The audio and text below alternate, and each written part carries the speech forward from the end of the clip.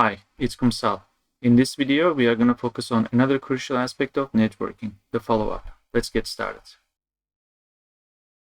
In our previous video, we covered social anxiety. Hopefully, it served you well. You went out there, you met a bunch of lovely people, so now you want to follow up. An obvious question is, how soon should you follow up? Next day is okay. A week may still be fine. Maybe as late as a month is still fine. But anything beyond a month is you have to kind of justify it where you have been. Doesn't mean the sooner is the better case, but maybe much more important situation is how you follow up. With a person that you met and you don't have prior relationship, it might be helpful if you brought up something relevant, maybe something you were discussing during the event. Maybe the conversation was interrupted or you concluded it. Either way, you keep it relevant. So the grounds for a follow-up is something that you share together, that you still value, that you bring up to their attention. That is the basis of the relationship. Something that you enjoyed or something that you listen to as the other party wanting something or needing something, that you follow up on those. So it's not how soon, but how in the quality sense you follow up. So hopefully that will help you. So just put in the right context, but no follow-up is a bigger sin. Another important aspect is the ask. So in your follow-up message, should you ask for things or not? So it depends. So let's cover the case when you should not be asking for things. So this is the scenario where you just met the person, you don't have an ongoing relationship. If you start your follow-up message with, asking for things, this may look awkward and, selfish, as if you were using the person. So you kind of approach them so that you could use it as a leverage to ask for things later.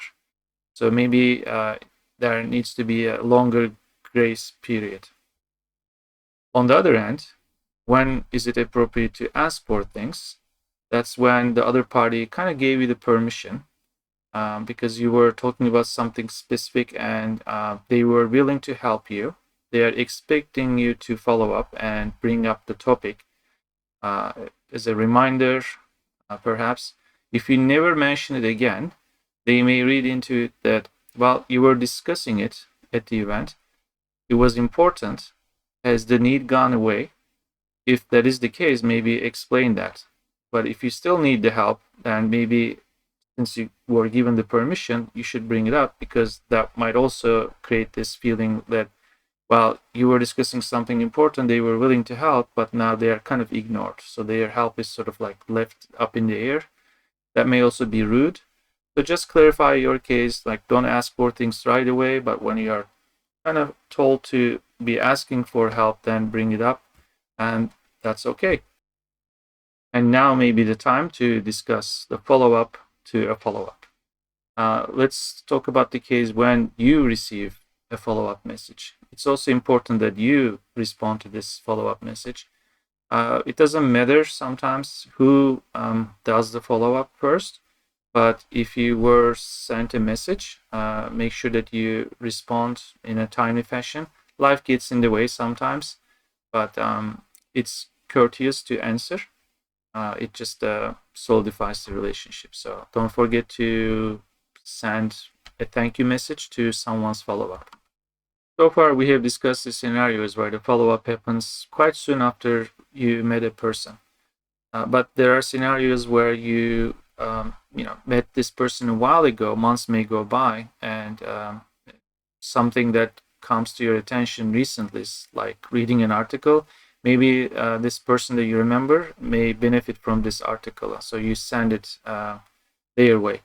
So this is also a good case for long-term follow-up. Similarly, if a person sends you a message after a long period, you should still send a thank you message because you are apparently in their minds, and so it's good to keep following up. So it doesn't have to be an immediate case. Remember, effective networking doesn't end with the initial meeting. It's the follow-up that turns connections into lasting relationships. So on that note, I think I'm going to end it here. See you in the next video.